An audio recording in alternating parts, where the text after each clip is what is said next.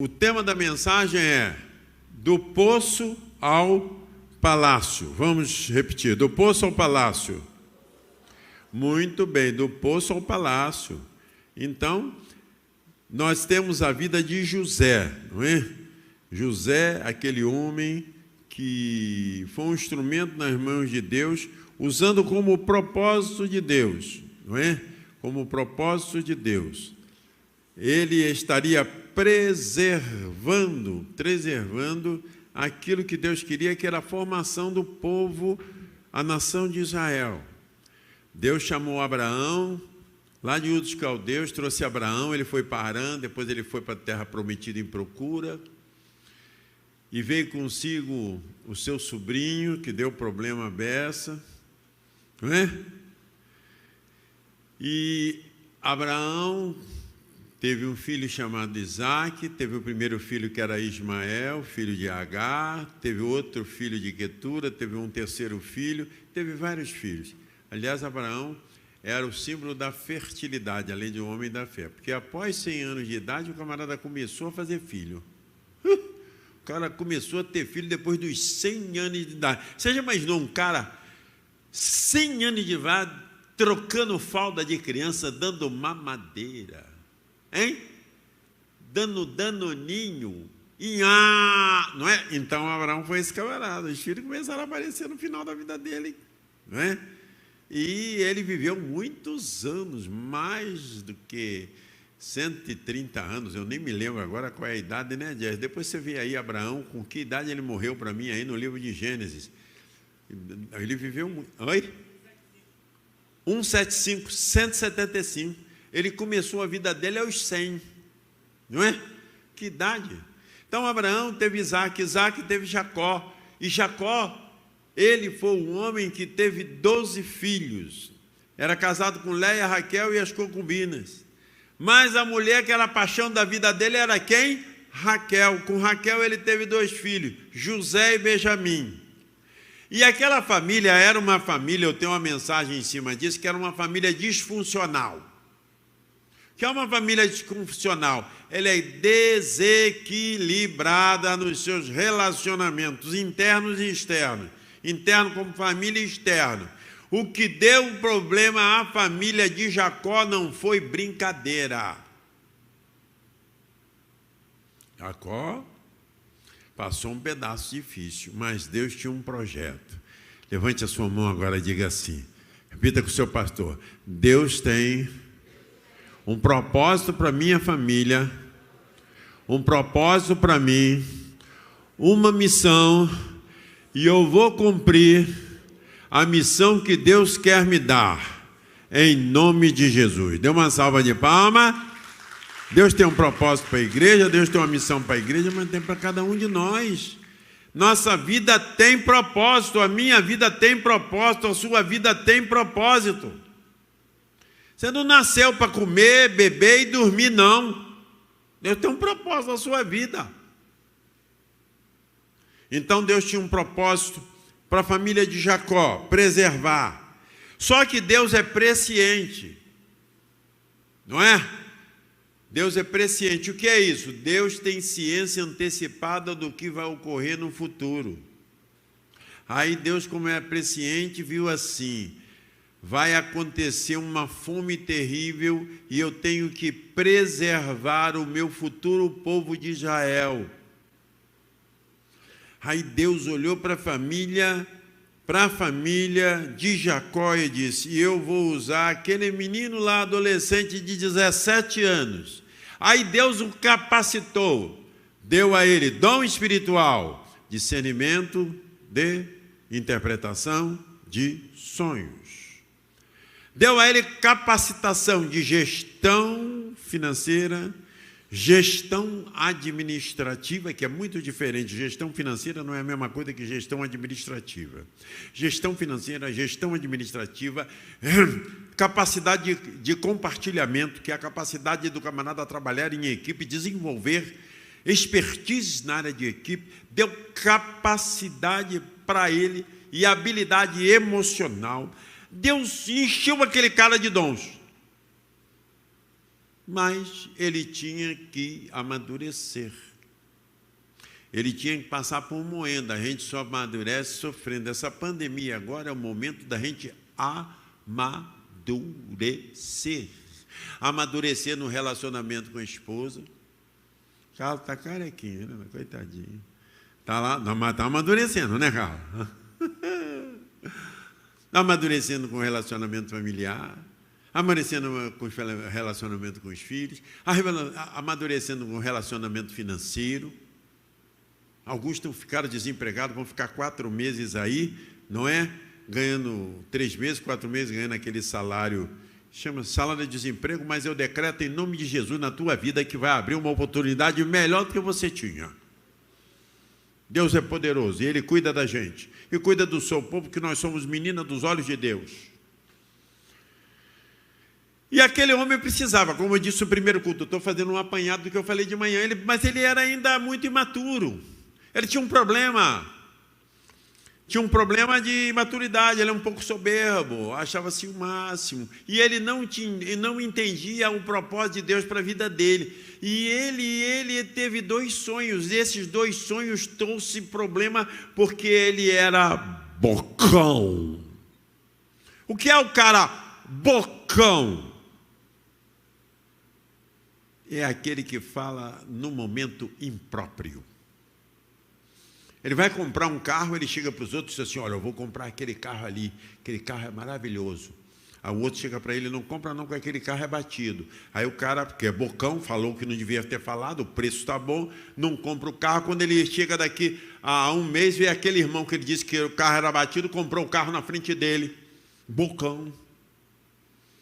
Tem uma menina bonita na igreja, todo mundo quer namorar. Ele diz assim, eu vou namorar essa menina que eu vou casar com ela. Ela é show de 12 talentos. Aí vai o outro cara lá e toma a namorada dele. Bocão.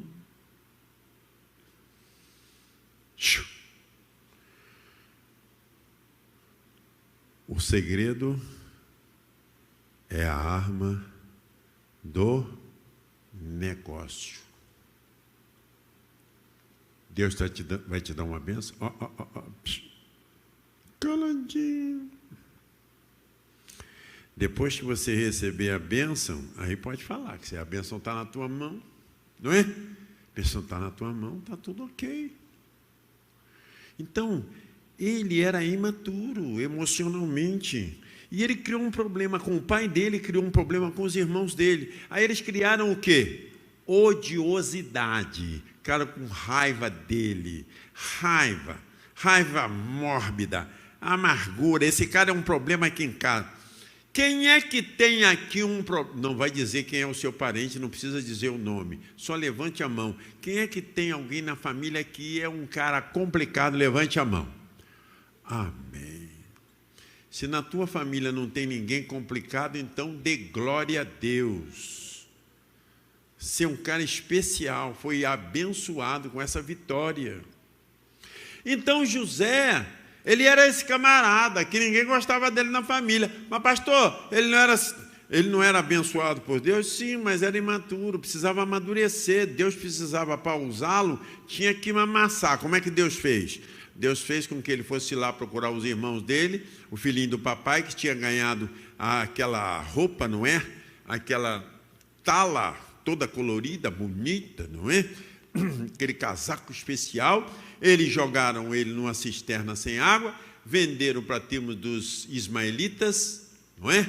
E ele foi embora, e foi lá morar na casa de Potifar. Na casa de Potifar ele começou a trabalhar, e ele foi ali, foram vistas as qualidades dele, e ele ficou num lugar importante. Ele cresceu.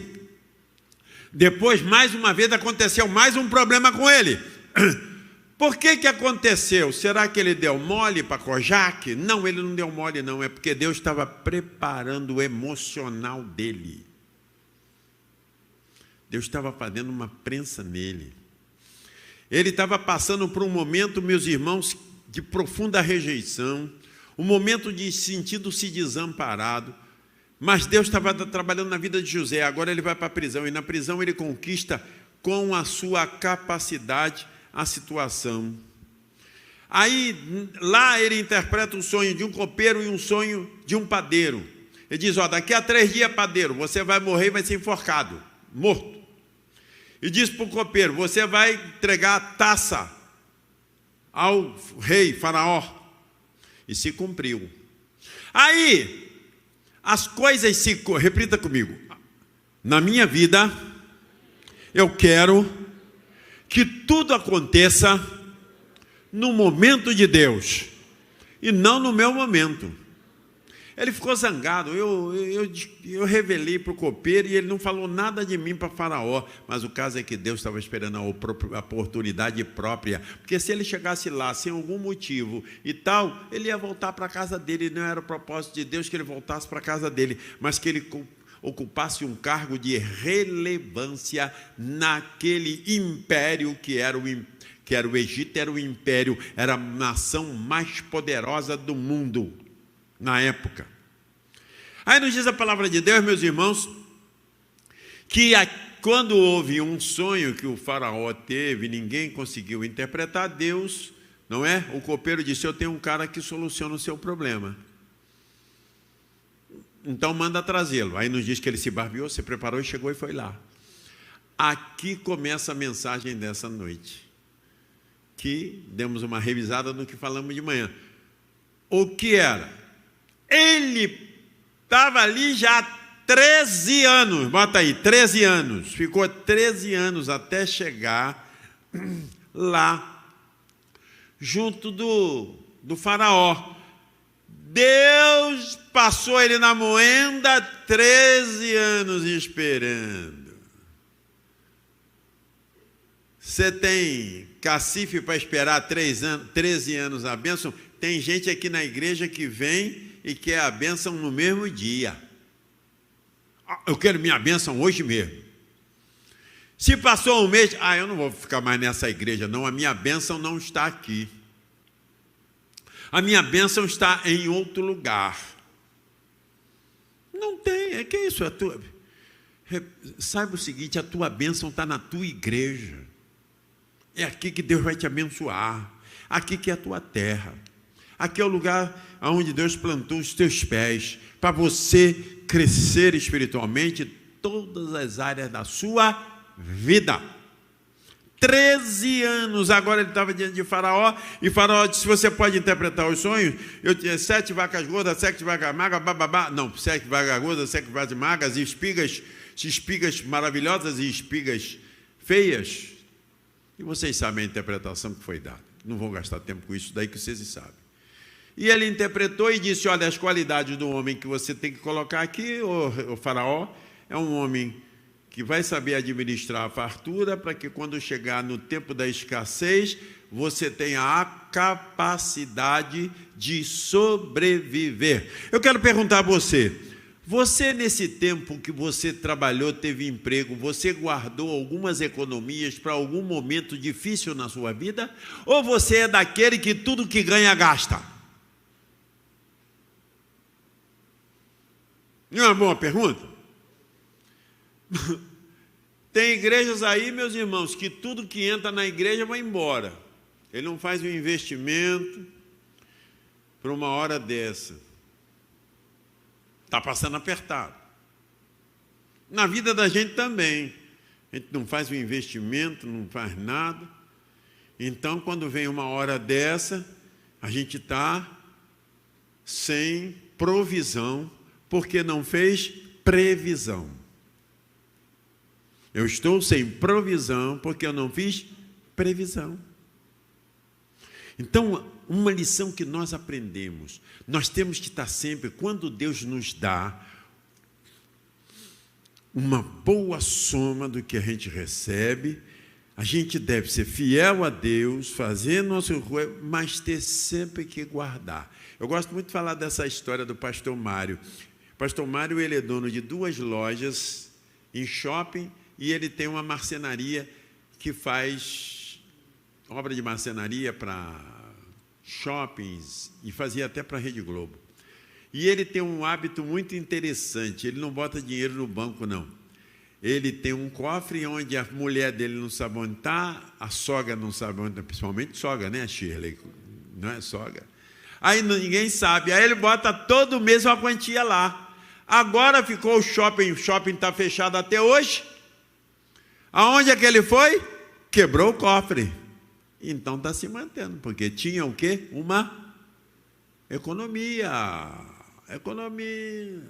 Então você tem que saber esse tempo de pandemia está ensinando a gente a melhorar o relacionamento na casa da gente, está melhorando a nossa administração financeira, está melhorando a questão toda ela de ordem espiritual, e você tem que melhorar a sua competência.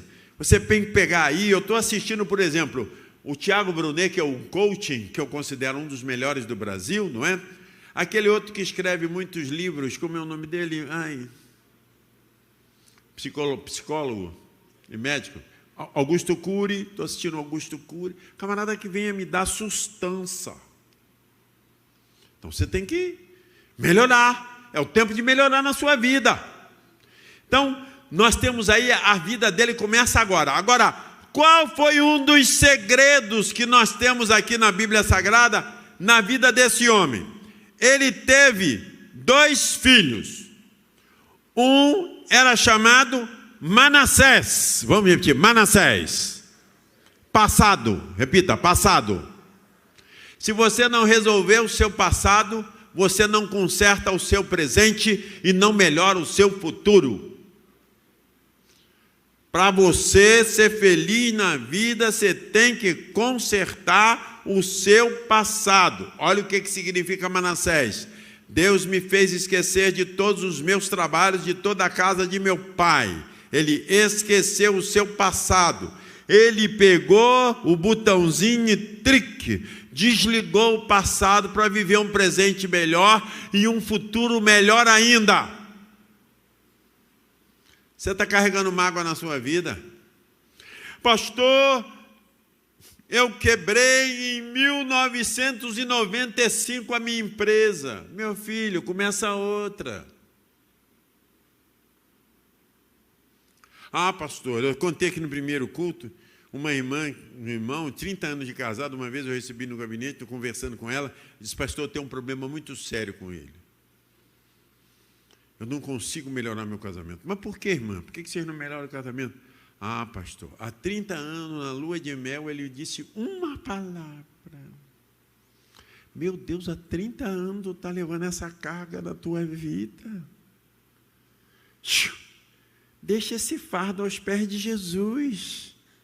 Ele cuida desse fardo para você. Por isso que ele botou o nome de Maná, meu passado. Esquecendo-me das coisas que para trás ficam e prosseguindo para que estão adiante de mim, prossigo para o alvo pelo prêmio da soberana vocação de Deus em Cristo Jesus. Eu tenho meta, a minha meta é Jesus. Eu tenho propósito, alcançar a minha meta. Eu tenho valores, a palavra de Deus.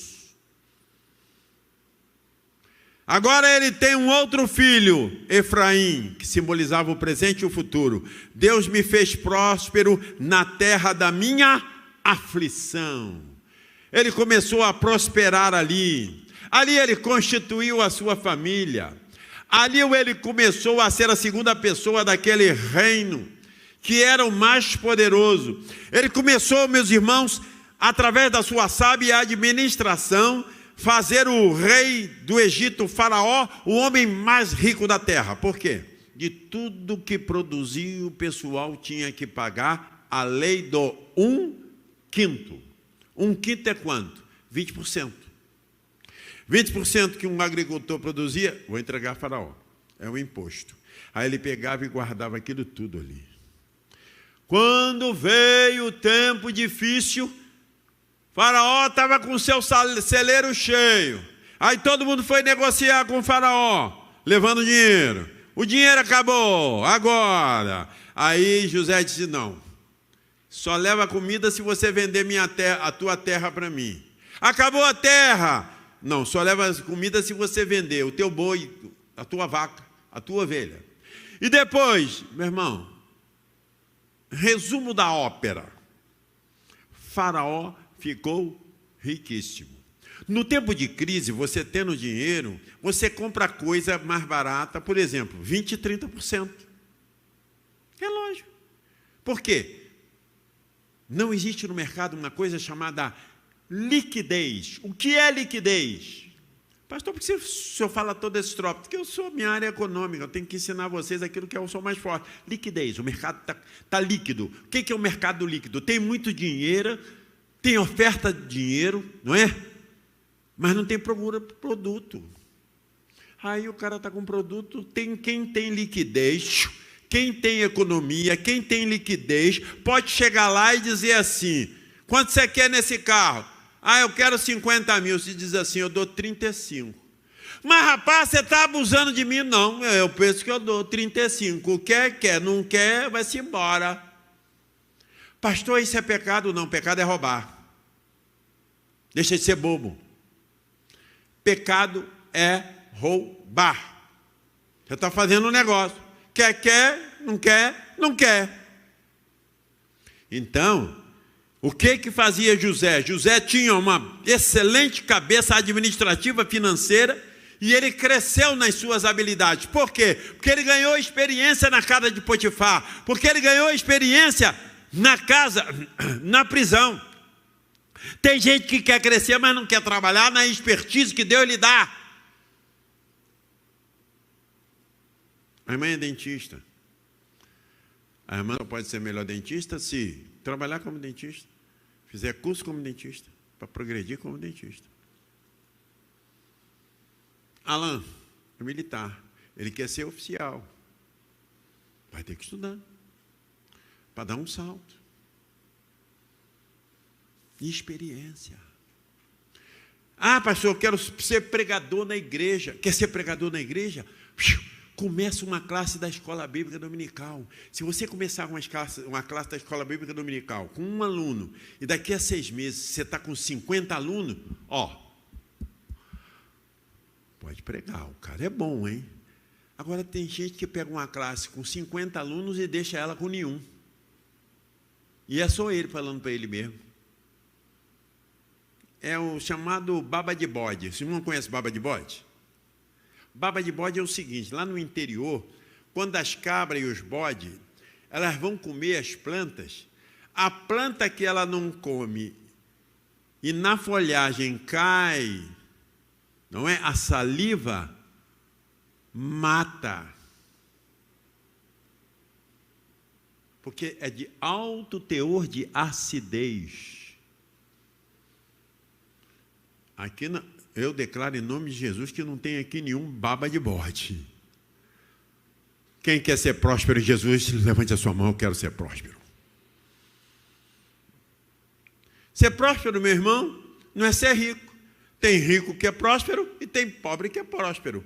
E tem rico que não é próspero e tem pobre que não é próspero. Pastor, me explica isso daí. Você pode viver com 3, 4, 5 mil reais muito bem, se você souber administrar. Agora tem gente, meus irmãos, pode ganhar 50 mil, que ele não vai saber viver, que ele não sabe administrar o que ele tem. Entendeu? E ele não é feliz.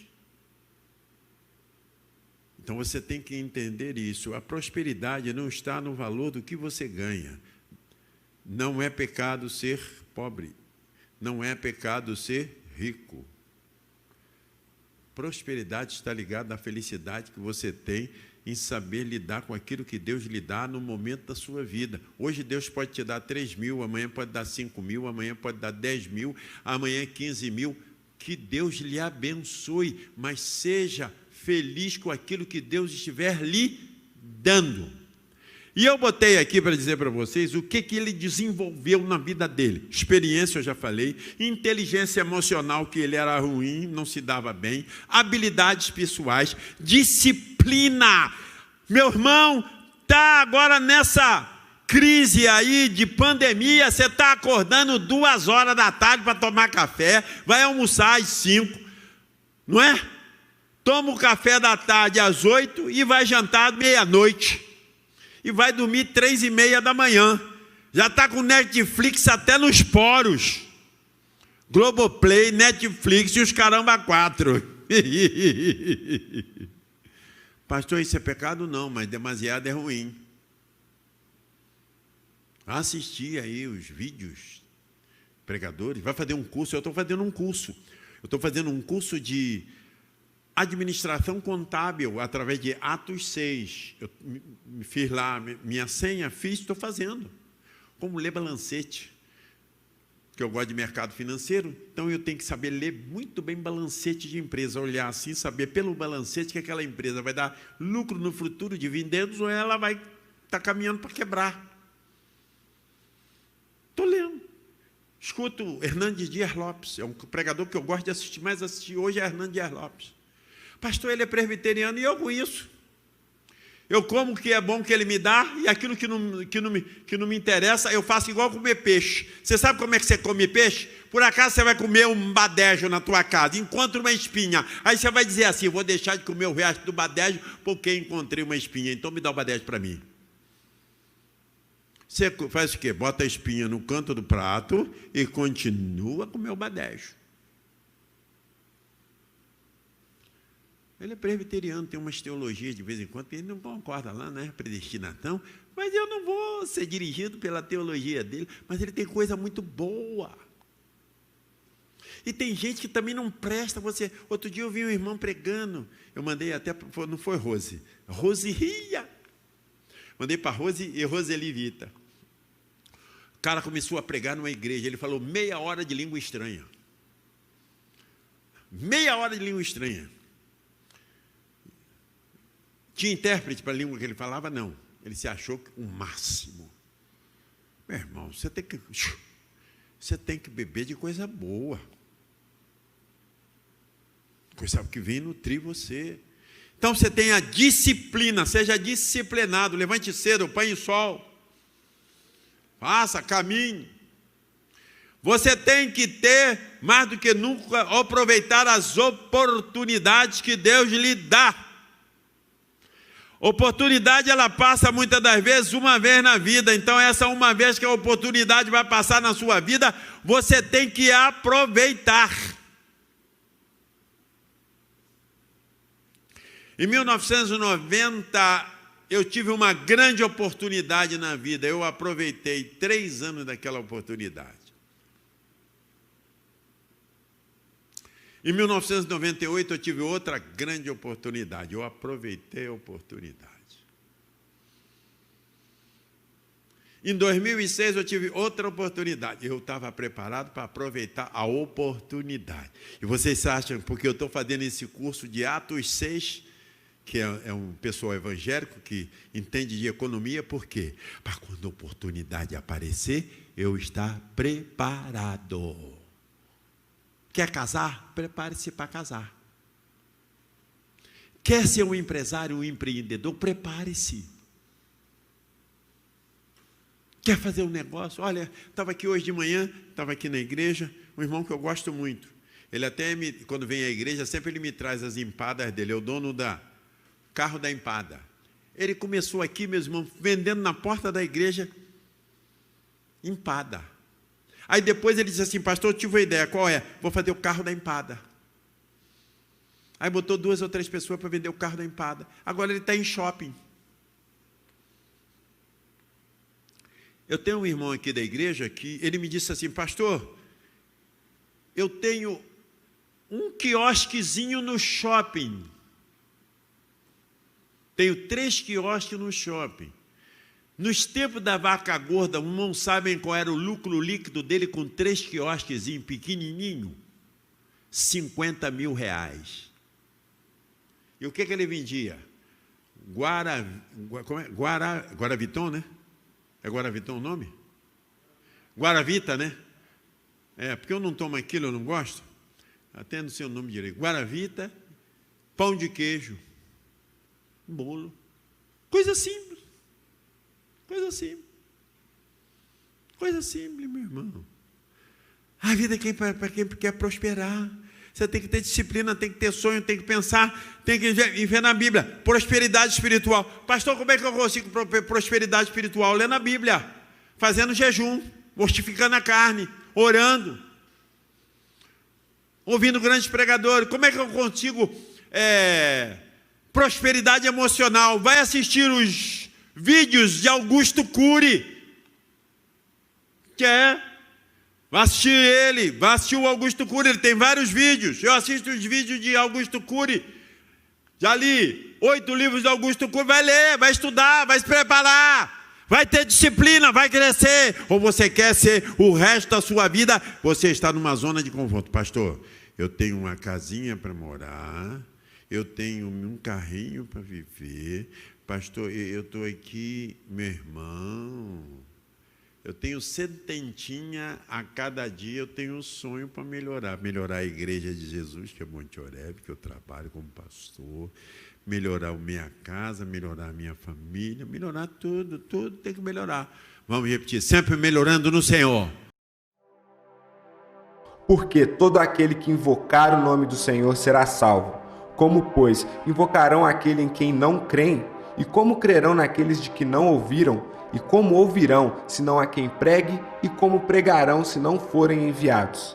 Como está escrito: quão formosos os pés dos que anunciam o evangelho de paz, dos que trazem alegres novas de boas coisas. Mas nem todos têm obedecido ao evangelho, pois Isaías diz: Senhor, quem creu na nossa pregação?